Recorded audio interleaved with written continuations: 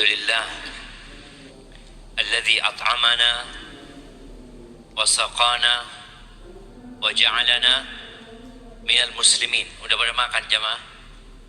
Makan, minum, datang lagi kajian. Masya Allah ya.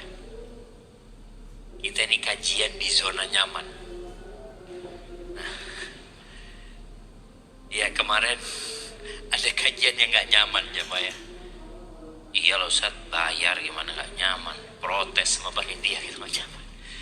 Alhamdulillah jamaah, semoga Allah Azza wa Jalla menjadikan kita hamba-hamba yang pandai bersyukur. Bersyukur ketika mendapatkan nikmat, bersabar ketika mendapatkan bala dan musibah, dan senantiasa beristighfar ketika berbuat dosa. Allahumma salli wa sallim ala abdika wa rasulika Sayyidina wa maulana Muhammadin wa ala alihi wa ashabi ajma'in. Amma ba'd. Jamaah rahimakumullah, di halaman 32, 33 untuk membaca di situ ada ungkapan Ibnu Qayyim yang ana nukil.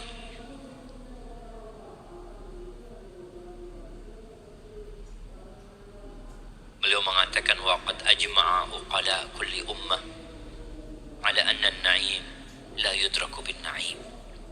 Semua orang yang berakal bersepakat bahwa kenikmatan yang abadi tidak dapat diraih dengan kenikmatan sesaat. Wa anna man athara raha fatathu raha. Barang siapa yang lebih mementingkan untuk bersenang-senang akan terluput dari kesenangan. Wa inna bihasabi rukubil ahwal wa ihtimalil masyaq takunul farhatu wal ladzah. Sebanding dengan besarnya kesusahan dan pengorbanan yang dia rasakan, maka sebesar itu pula kegembiraan dan kelezatan yang didapat. Nabi alaihissalatu wassalam mengatakan lis-shaimi farhatan. Orang yang berpuasa itu punya dua kegembiraan. Orang yang berpuasa punya dua kegembiraan. Farhatun 'inda fitrih wa farhatun 'inda liqa'i rabbih. Yang pertama kegembiraan tatkala berbuka. Antum bisa rasakan ya, orang yang berpuasa dalam kondisi dia bekerja dengan orang yang berpuasa dalam kondisi dia di rumah dan tidur. Kesenangan dalam berbukanya lebih banyak yang mana? Yang sambil bekerja.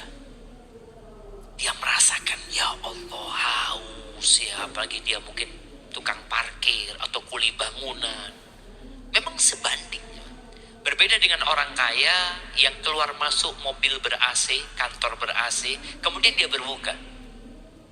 Sama rasa berbukanya? Nah, sama.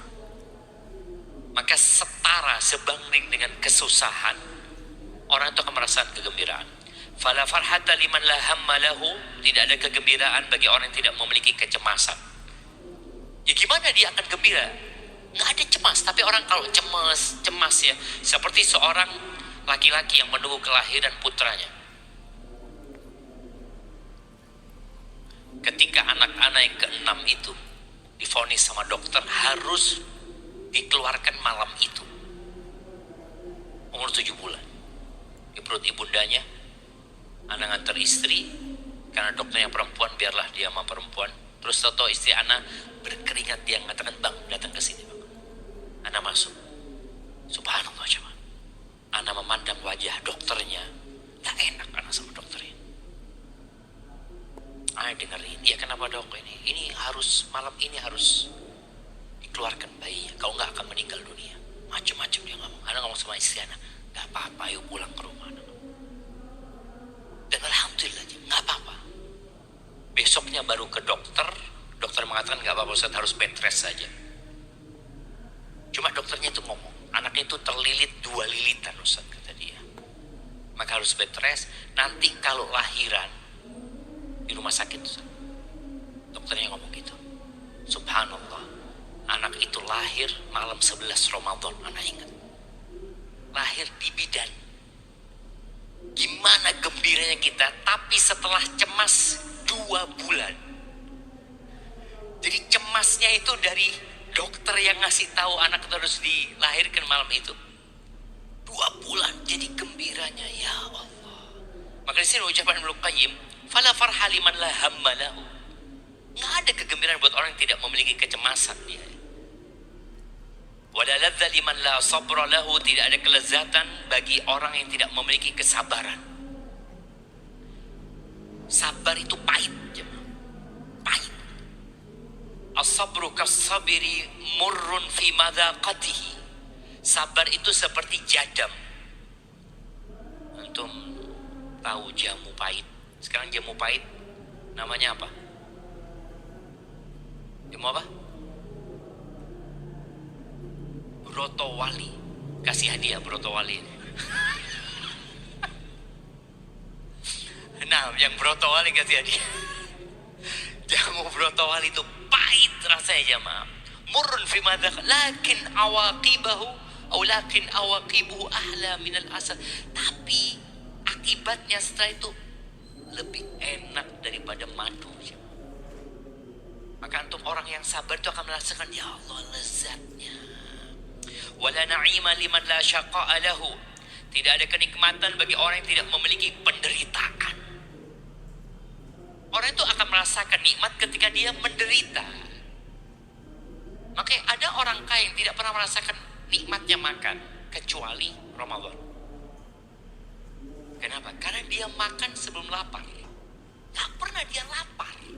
Selalu makanan itu ada, sehingga dia mungkin nyicip-nyicip selesai.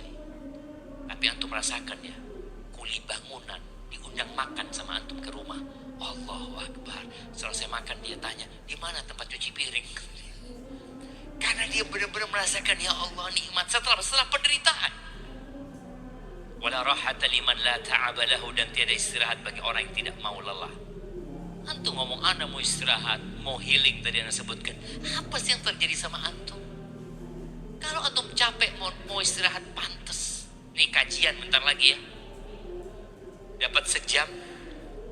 Sebagian sudah Bismillahirrahmanirrahim. Baru makan, duduk lagi. Udah nikmat, ada mejanya, bayangin, Masya Allah antum jamaah. Kemudian bal idza ta'ibal 'abdu qalilan istaraha tawilan. Bahkan jika seorang hamba lelah sedikit, maka ia akan beristirahat panjang. Kita butuh berlelah-lelah sedikit. Wa idza tahammala masyaqqata sabri sa'atan qadahu li hayatil abad. Apabila ia mampu menanggung beban kesabaran sebentar, wallah qalil jamaah, sesaat kita sabar itu. Antum tahu yang namanya keberanian. Sebenarnya Pak mengatakan keberanian itu sabru sa', kesabaran sesaat. Ketika menghadapi musuh, tebas itu musuh, engkau yang mati atau dia yang mati. Sesaat aja. Setelah pedang itu diayunkan, kau terlihat engkau yang mati atau dia. Sesaat, selesai habis gitu. Tapi kan ada orang yang maju apa enggak ya, astagfirullahaladzim, kayaknya kalah anak. Dari awal sudah kalah, enggak. Sabar sesaat dan akan hidup selama-lamanya. Wa kullu ma fihi ahlun na'imil muqim fahuwa sabru sa'ah. Dikatakan segala kenikmatan yang diperoleh oleh orang-orang yang mendapatkan kebahagiaan abadi adalah hasil dari kesabaran sesaat. Jamaah, berapa sih umur kita? 60, 70 mungkin. Yang sekarang seumur ana mungkin, ana hampir 50. Ya mungkin 10 tahun lagi kalau sampai umurnya jamaah. Sabar 10 tahun. Ana ingat ada seorang perempuan di Madura dia telepon, Ustaz, ana sudah 17 tahun nikah Ustaz, gak kuat ana Ustaz, ana kayaknya harus pisah sama suami. Ana ngomong, kak sabar kakak bisa sabar selama 17 tahun dan sisa umur kakak gak tahu kakak, boleh jadi tinggal setahun, boleh jadi tinggal 2 tahun. Sayang kan, memang tadi kita gak tahu. Yang sudah umur 50 tahun, antum sudah sabar 50 tahun, masa di sisa 20 tahun gak sabar antum? Sedikit. Wa inna yawman 'inda rabbika ka'alfi sanatin mimma ta'udun. Satu hari di sisi Tuhan kalian itu seperti 1000 tahun dalam perhitungan kalian. Makanya penghuni surga ketika masuk surga apa yang mereka katakan? Alhamdulillahilladzi adhaba 'annal hazan. Segala puji buat Engkau ya Allah yang telah menghilangkan segala kesusahan. Hilang jemaah. Tapi kita perlu sesaat. Wallahul musta'an wa la quwata illa billah wa kullama kanat an-nufusu ashraf wal himmatu a'la kana ta'abul badani awfar wa hadduhu min ar-rahati aqal. Semakin mulia jiwa, semakin tinggi cita-cita seseorang, maka semakin besar pula kelelahan yang dirasakannya dan semakin sedikit waktu istirahatnya. Ya kalau antum ingin sesuatu yang besar yang antum harus istirahatnya sedikit gitu. Wa idza kanat an-nufusu kibaran ta'ibat fi muradiha al-ajsam. Apabila seorang memiliki jiwa yang besar, tubuhnya akan lelah dalam meraih tujuannya. Capek memang jemaah, capek. Ini sampai ada seorang tabi'in, Rabi' bin Khuthaim, dia sholat malam sampai subuh. Ini juga nasihat ana buat diri ana sendiri nanti Ramadan nih. Antum kalau biasa sholat di satu masjid yang satu juz, tahun ini keluarlah dari masjid itu. Kemana? Yang satu rakaat satu juz. Waduh Ustaz ini gak tahu ada hadis larangan berlebih-lebihan. Gulu. Enggak gulu jemaah. Kita di kadang-kadang sudah kayaknya yang satu juz berlebih-lebihan. Enggak. Rasulullah sallallahu alaihi wasallam satu rakaat 5 juz. Satu rakaat. Baca Al-Baqarah, baca An-Nisa, baca Ali Imran itu 5 juz lebih dikit. Lalu antum mengatakan satu rakaat berlebihan. Maka tadi antum harus keluar dari zona nyaman. Ana di masjid ini ya Allah cuma satu juz selama ini. Tahun lalu satu juz, tahun sebelumnya satu juz, tahun ini tetap satu juz. Tapi tiap rakaat. Allahu Akbar. Ada yang mau keluar dari zona nyaman? Ana sebenarnya satu juz 11 rakaat belum nyaman Ustaz gitu. Gimana mau keluar dari zona nyaman? Ya, Syekh Abdul Razak ketika menceritakan ya, orang yang kakinya satu ya, yang ketika sholat malam dan dulu panjang-panjang sholatnya, itu orang berdiri kata Syekh, ya Allah orang ini kakinya satu ya. Namun tadi ketika orang punya cita-cita yang tinggi, capek itu gak dirasakan. Kenapa Bilal bin Rabah disiksa oleh Umayyah bin Khalaf, dibawa keliling ya, kemudian dijemur di bawah terik matahari, ditaruh batu di dadanya, dia mengatakan ahadun ahad. Capek loh Bilal itu jemaah. Tapi karena dia punya cita-cita yang tinggi, capek itu gak dirasakan. Kenapa Rasul sallallahu alaihi wasallam sampai bengkak kakinya, yang membuat Aisyah, Bilal nangis mereka melihat Nabi alaihi salatu wassalam. Nabi itu pernah nangis sampai membasahi jenggotnya, basah jenggot Nabi SAW. Beliau terus menangis sampai basah pangkuannya. Beliau terus menangis alaihi salatu wassalam sampai basah tanah di hadapan Nabi alaihi salatu wassalam. Aisyah mengatakan, ya Rasulullah, qad ghafarallahu laka ma taqaddama min dzambika wa ma ta'akhkhar. Udah selesai ya Rasulullah, dosamu yang lalu dan akan datang udah gak ada. Apa kata beliau? Afala akuna abdan syakura. Apa gak pantas aku menjadi hamba yang bersyukur kepada Allah Subhanahu wa ta'ala. Jadi kita sebenarnya semakin nyaman itu harus semakin bersyukur kepada Allah. Ini Rabi' bin Khuthaim ketika dia sholat sampai subuh, ditanya dia, kok bikin capek dirimu? Apa kata Rabi'? Rahataha urid. Aku kepingin dia rahat, aku kepingin dia nyaman. Ya kita perlu capek. Cuma memang kita malas, punya penyakit namanya malas. Dan kalau bicara malas ini ditambah lagi bisikan-bisikan syaitan ya, yang namanya ini alarm jemaah. Kadangkala ana ngomong sama istri ana, ini ana punya HP alarm, kok nggak hidup kata dia. Kata istrinya, bang dari tadi bunyi. Setiap bunyi abang matiin. Oh Memang kita kadang kalah kecapean ya mah. Kita marahin siapa? Alarm kita marahin. HP kok nggak bunyi, padahal ada bunyinya. Karena kita punya tabiat malas. Kita tadi ingin hidup santai. Itu tabiat manusia. Kayak Allah Azza wa Jalla menyuruh Nabi untuk bangkit. Ketika Nabi SAW turun dari Gua Hira, beliau mengatakan, Zammiluni, zammiluni, selimuti aku, selimuti aku. Diselimuti sama Khadijah. Kemudian setelah itu kelihatan lagi Jibril, yang menyebabkan beliau gemetaran. Ya, akhirnya beliau pulang lagi minta diselimutin. Maka turun firman Allah di Al-Muddathir ya.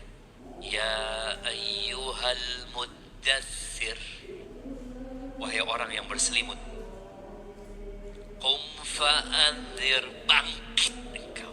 Udah tinggalkan itu selimut. Bukan masanya untuk terus berselimut. Qum fa'anzir, berikan peringatan kepada semua orang. Qum fa'anzir ini perintah Allah kepada Nabi SAW agar beliau menyampaikan peringatan. Itu juga perintah buat kita. Nabi SAW berpesan, Ballighu anni walau ayat, sampaikan dari aku walaupun satu ayat.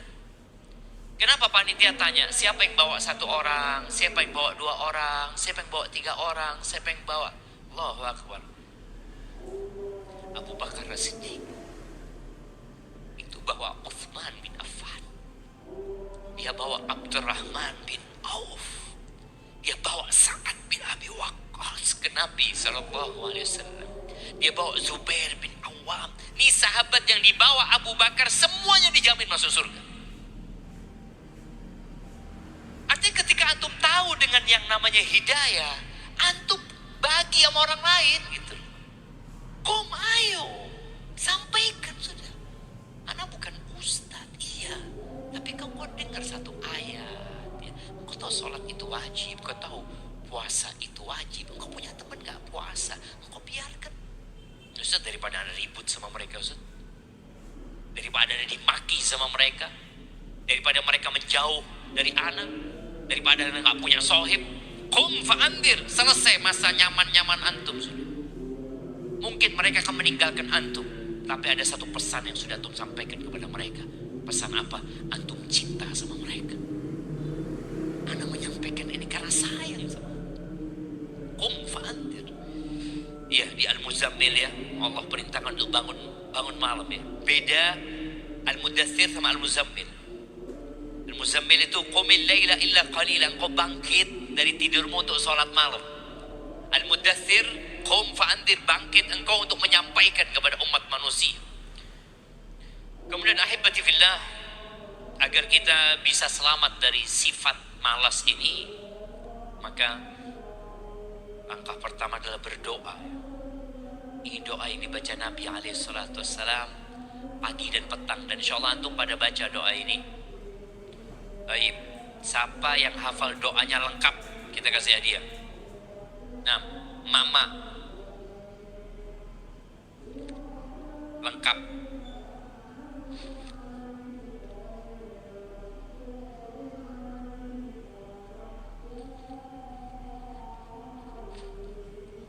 Ada enggak?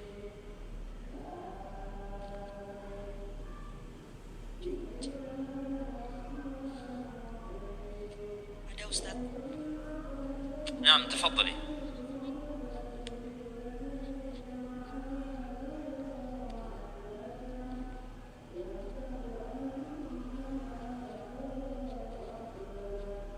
Bismillah. Amsayna wa amsal mulku lillah walhamdulillah wa la ilaha illallah wahdahu la syarikalah lahul mulku wa lahul hamdu wa huwa ala kulli syai'in qadir. Rabbi as'aluka khaira ma fi hadhihi lailati wa khaira ma ba'daha wa a'udzu bika min syarri ma fi hadhihi lailati wa syarri ma ba'daha. Rabbi a'udzu bika Rabbi a'udzubika minal kasali wasu'il kibar. Rabbi a'udzubika min azabi finnari wa azabin fil qabr. Masya Allah, barakallah fiik. Barakallah fiik. Itu jamaah, pagi dan petang kita baca. Kita minta perlindungan dari dua hal. Dari kemalasan dan keburukan usia tua. Karena ada orang yang gak malas, tapi ketika tua dia jadi lemah, gak mampu lagi ke masjid. Karena penyakit manusia itu dua, gak mau dan gak mampu. Gak mau ini namanya males, gak mampu ya gak mampu. Udah tua. Antum kenapa gak ke masjid? Masjidnya pakai tangga Ustaz. Coba masjidnya pakai lift. Set Ustaz. Ya, pakai lift. Terus hujan Ustaz. Ya mungkin ada penghalang. Tapi ada orang yang memang gak mampu. Antum lihat ada orang-orang yang sholat pakai kursi ya. Dia gak pernah bisa sujud ya. Gak pernah. Dia sujudnya pakai isyarat. Maka kita berlindung kepada Allah. Jangan sampai di masa tua kita gak bisa sujud. Betul, orang-orang itu gak bisa sujud ya. Rukuk masih bisa mungkin. Maka berlindung kepada Allah dari dua. Dari kemalasan dan dari usia tua yang akhirnya kita gak mampu lagi berbuat yang kita inginkan. Kita ingin sujud buat Allah tapi gak mampu. Tapi kemudian ada riba dan comfort zone ini ya. Bagaimana riba itu diharamkan. Karena orang riba ini gak mau rugi. Dia mau pinjemin orang, biar orang itu yang usaha, yang bekerja, capek, lelah, lalu dia bayar lebih sama dia. Maka diharamkan. Dan kalau antum membaca bahaya riba itu, orang-orang barat sudah menyatakan riba ini berbahaya. Berbahaya sekali. Tapi karena ada orang yang menarik keuntungan dari sana, akhirnya tetap sistem riba ini berlaku. Dan kita berdoa memohon kepada Allah semoga riba itu dikeluarkan dari negeri kita tercinta ini. Ahibati fillah.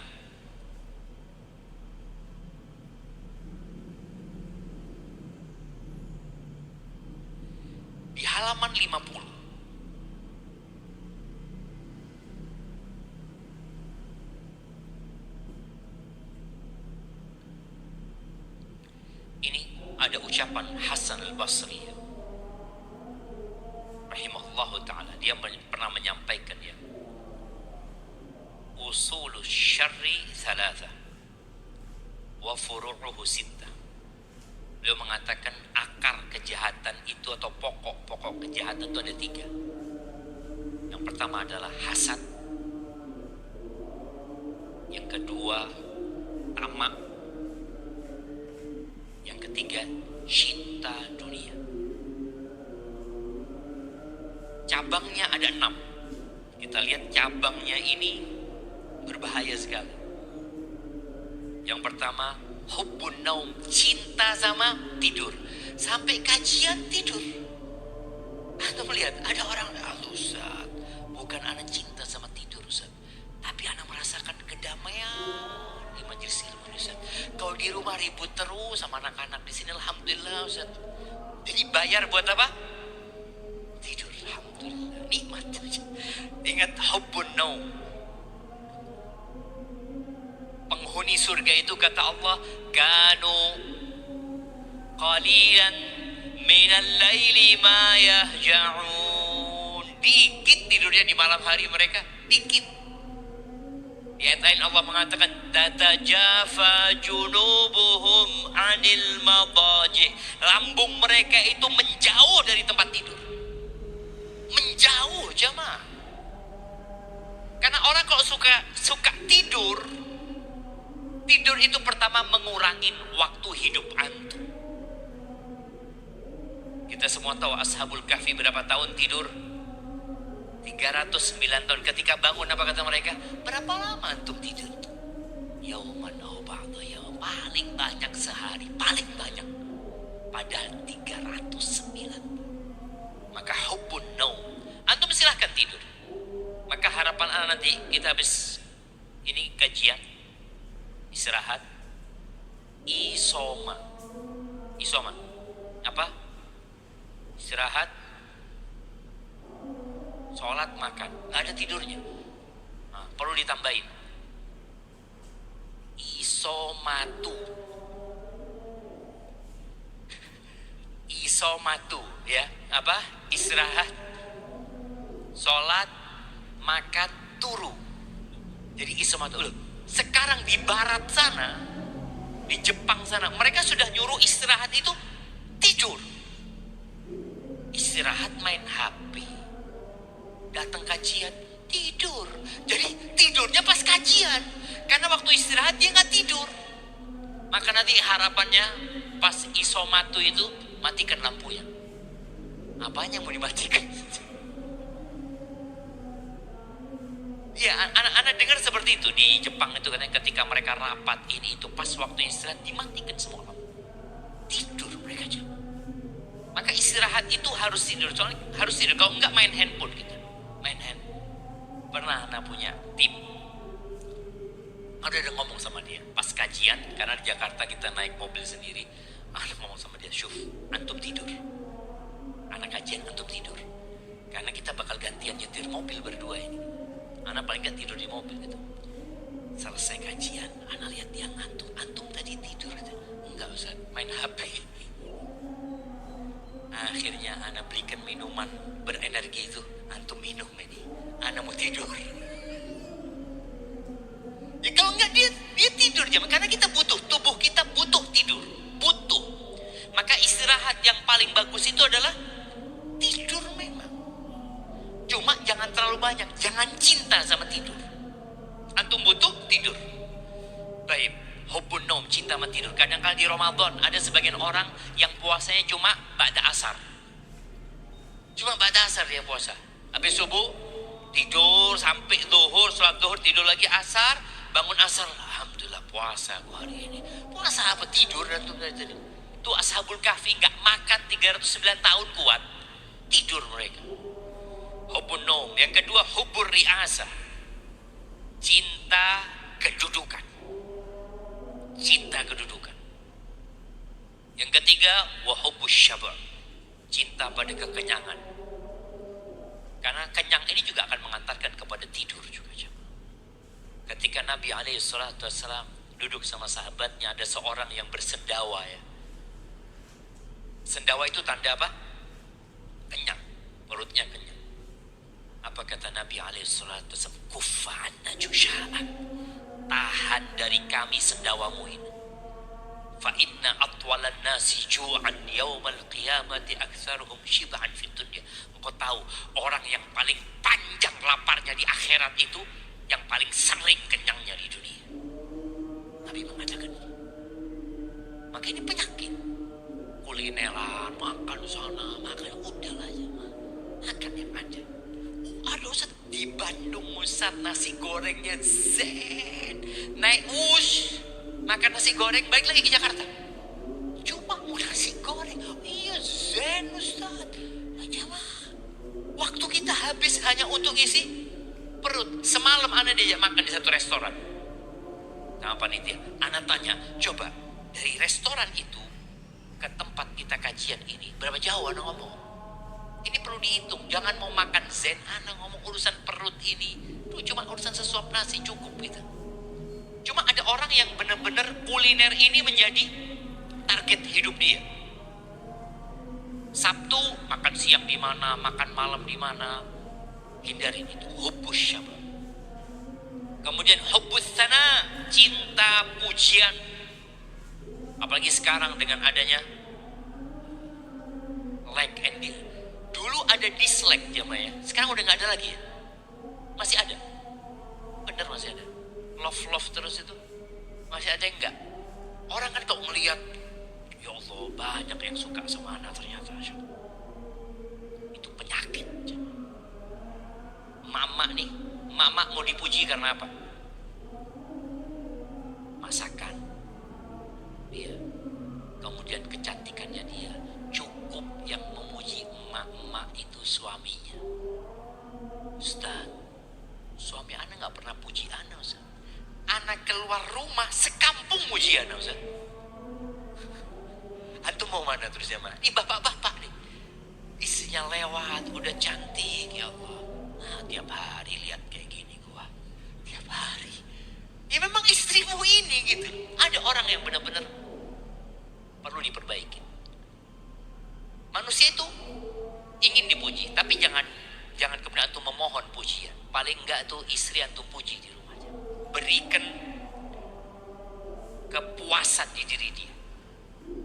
Ketika dia bersolek, dia pakai baju bagus, ketika dia masak, ketika dia apa, katakan jazakillah khairan. Ana masih ingat ucapan seorang syekh ya, yang makan di rumah, yang ana malu sama istri ana. Malu ana. Syekh itu setelah makan enak dia ngomong, siapa yang masak? Istri ana syekh. Sampaikan kepada istri antum, semoga tangan yang masak ini diselamatkan dari api neraka. Ana ngomong, ya Allah, ana gak pernah ngomong gitu sama istri ana gitu loh. Padahal tiap hari istri ana masakin ana gitu loh. Masakin buat anak kan. Ini syekh baru makan